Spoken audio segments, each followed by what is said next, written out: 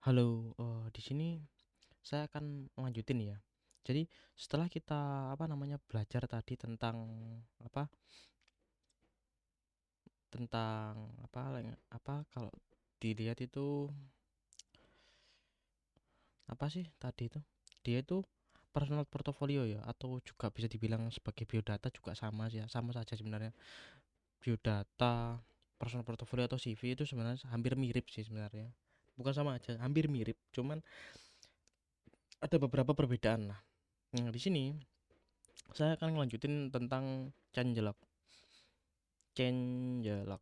Oke, changelog itu atau bisa dibilang sebagai record. Nah, ini ya. Dalam proyek ini kamu diminta untuk ngebuat komponen sederhana untuk sebuah website yang menampilkan changelog. Changelog itu adalah log atau catatan dari semua perubahan penting yang dibuat pada sebuah project. Nah, project ini, project apa? Project perangkat lunak. Nah, fungsinya adalah untuk memberikan informasi atau memberitahu pengguna tentang pembaruan dan perbaikan terbaru yang dilakukan oleh si developer. Jadi tujuan proyek ini yang pertama adalah untuk mengajarkan kamu tentang penempatan layout. Nah, nanti akan pakai CSS. Nah, CSS itu saya nggak pakai CSS custom ya, saya pakai Bootstrap ya, seperti yang sebelumnya. Nah, di sini itu contoh changelognya seperti ini. Tapi kalau punya saya ini nggak bikin seperti ini, saya akan bikin yang sesuai dengan yang punyanya Bootstrap. Jadi, nah ini di sini kan ini kamu bebas menyesuaikan desain atau tata letak komponen sesuai keinginanmu.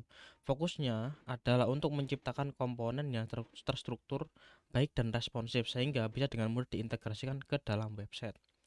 Nah, hasil yang diharapkan nanti setelah ini akan menjelajahi layout yang lebih kompleks seperti grid dan flexbox di proyek-proyek berikutnya. Oke, jadi kita bisa lanjut ke indeks. Karena ini perubahannya cukup ada di indeks aja sih sebenarnya. Jadi untuk kodenya masih sama seperti sebelumnya ya. Yang saya tambahkan itu ada di bagian bawah.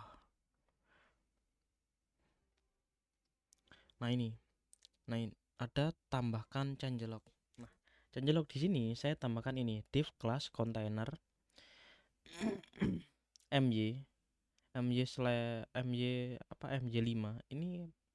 MY itu apa? Go to definition, nggak ada definisinya, jadi ini dari bootstrapnya sendiri ya.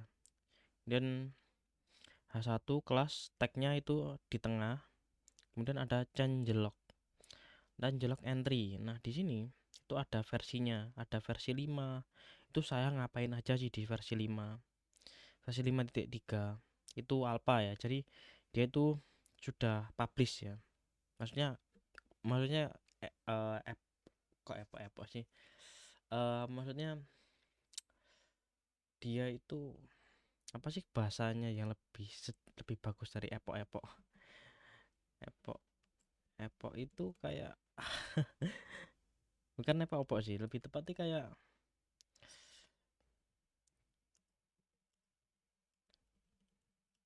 Jawa, bahasa Jawa kan. Epo kan bahasa Jawa. Nah, kalau di bahasa Indonesia itu apa? Ya bayangan atau apalah gitu, lupa saya. Jadi ini bayangannya kalau kamu punya project lah. Bayangan kalau punya project versi 5.3 kemudian ada alpha 1 itu sudah di-upload, dan ini ada apa aja yang ditambahkan, apa aja yang berubah, apa aja yang diperbaiki. Di sini ada yang ditambahkan, yaitu ada varian button. Ada button yang di apa? Button yang berbeda. Kemudian menambahkan utilitas kelas untuk spacing itu apa?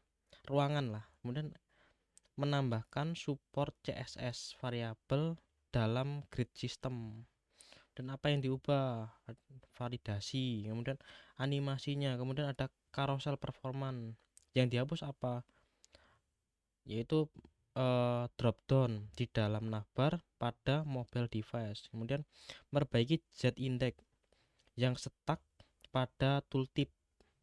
Kemudian versi 5.2 apa? Nah, versi 5.2 itu sebelumnya ya, versi sebelumnya ya, 2024 bulan 9 tanggal 10.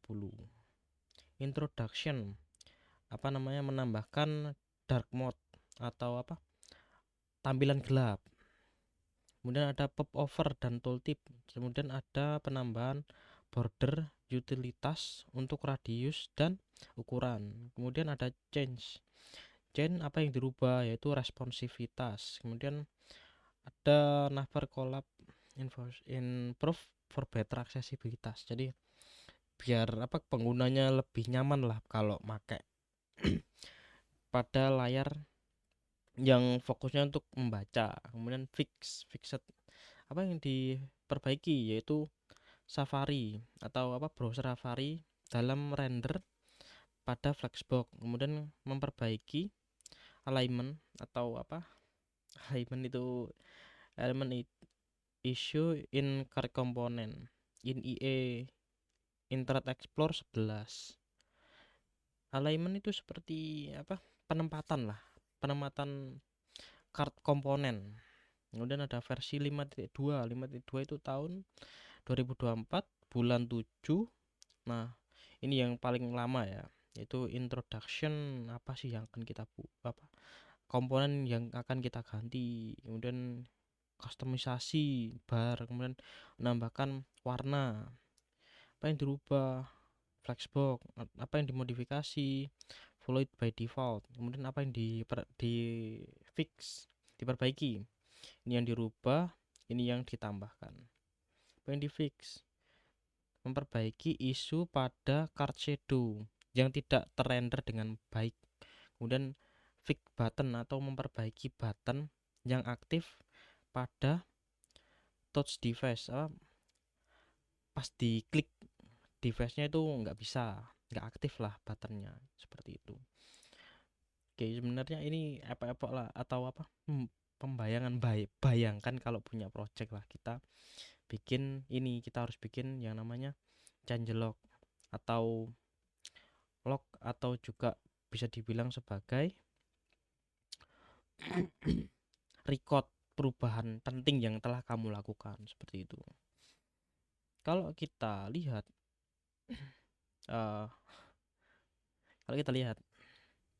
ini open in browser. Oke, saya pindah ke browser ya, Explorer ini ya, ini saya close. Sandiwara. Iyalah, ya, bersandiwara ya. Sandiwara yang kita bikin website, seperti itulah. Kita bikin website, kemudian kita bikin perubahan yang telah kita lakukan. Jadi nanti seperti ini tampilannya.